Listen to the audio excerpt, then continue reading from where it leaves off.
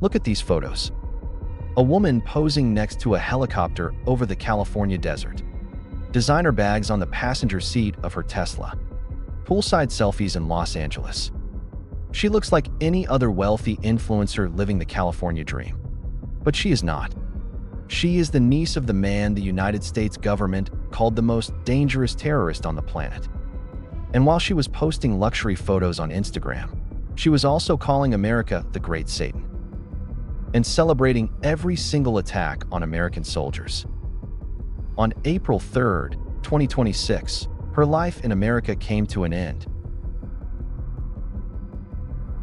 Before we talk about the woman in those photos, you need to understand the man behind her last name. Because Qasem Soleimani was not just another Iranian general. For more than 2 decades, he was one of the most influential and most feared figures in the Middle East. As commander of the Quds Force, the External Operations Division of the Iranian Revolutionary Guard, Soleimani helped turn Iran into a regional power built on proxy warfare. Instead of confronting its enemies head-on, Iran built a network of militias, armed factions, and allied organizations spread across the Middle East. In Lebanon, Hezbollah. In Gaza, connections to Hamas and Islamic Jihad. In Iraq, Tehran-backed Shia militias. In Syria, fighters deployed to keep Bashar al-Assad's regime alive during the civil war. And in almost every one of those operations, Soleimani's hand was there. To the Iranian government, he was a national hero, the man who extended Iran's reach far beyond its own borders. But to Israel, the United States, and much of the Arab world, he was something else entirely. The architect of the Middle East's so-called shadow war. A silent war fought through rockets, militias, drones, and proxy attacks. For years, Israeli intelligence tracked his every move. American officials held him directly responsible for the deaths of hundreds of U.S. soldiers in Iraq. And as the Middle East sank deeper into that invisible conflict, Soleimani's power only grew. Until January 2020. In the early hours of January 3rd, an American drone struck a convoy near Baghdad International Airport. Qasem Soleimani was killed instantly.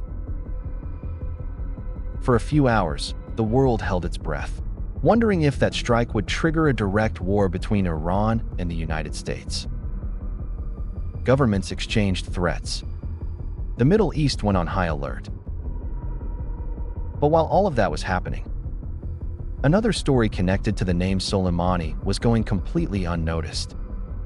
A story unfolding more than 7,500 miles away from Baghdad, in Los Angeles.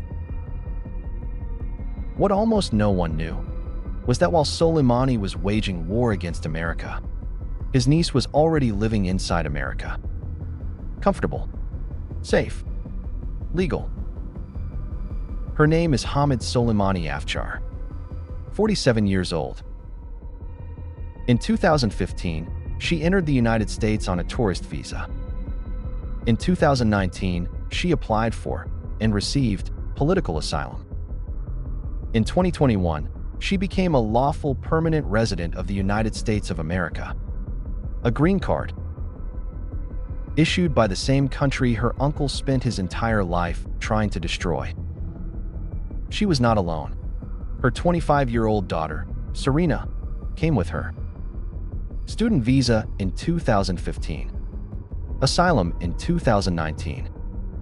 Green card in 2023. The two of them settled in Tahunga, a neighborhood in the hills outside Los Angeles, about 12 miles from downtown. And then, they started living.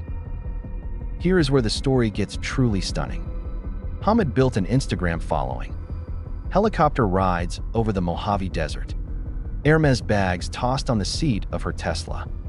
Poolside photos. Designer clothes. The full California lifestyle. But look closely at those photos.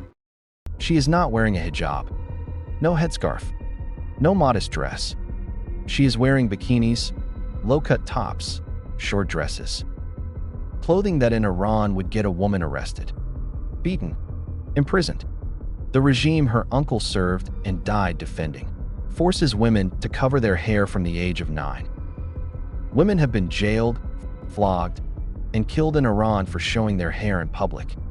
And the niece of Iran's most powerful general was posting bikini photos by a pool in Los Angeles. Let that sink in. But the photos were only half the story. Because at the same time, she was living this life of luxury. The life that America made possible for her. She was using those same social media accounts to call America the Great Satan. Publicly. On Instagram. In the country that gave her a green card. She celebrated every militia attack on American troops in the Middle East. She praised Iran's new supreme leader. She openly expressed support for the Iranian Revolutionary Guard, a U.S.-designated terrorist organization. She was living in the country she called the enemy. She was shopping in the country she called evil. She was driving a Tesla in the country she called the Great Satan. And she was doing it all on a green card that American taxpayers funded. So how did the U.S. government find her? The investigation started not with the FBI, not with the CIA. It started with one American citizen paying attention. Conservative activist Laura Loomer spent months quietly documenting everything. Post by post, video by video, from Hamid's public social media accounts. She compiled the evidence and delivered it to the Department of Homeland Security and the Department of State. In March 2026, she went public with what she had found. The government moved fast. Secretary of State Marco Rubio revoked both women's green cards. ICE began planning the arrest operation. And here is the detail that says everything about how this ended. On April 3, 2026, there was a routine municipal inspection scheduled at their home in Tahunga. A standard city inspection, the kind that guarantees both residents will be home. ICE knew exactly where they would be. At exactly what time. When the photos from the scene came out, the Tesla was still parked on the street. The Hermes bags were still on the passenger seat.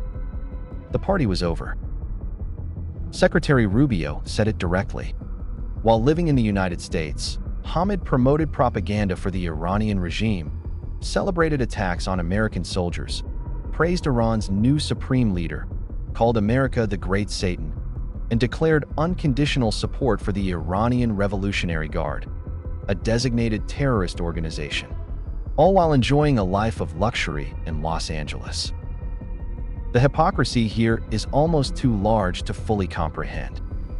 A regime that preaches death to America, while its generals' children live in America. A regime that forces women into head coverings, while its generals' nieces post bikini photos in California.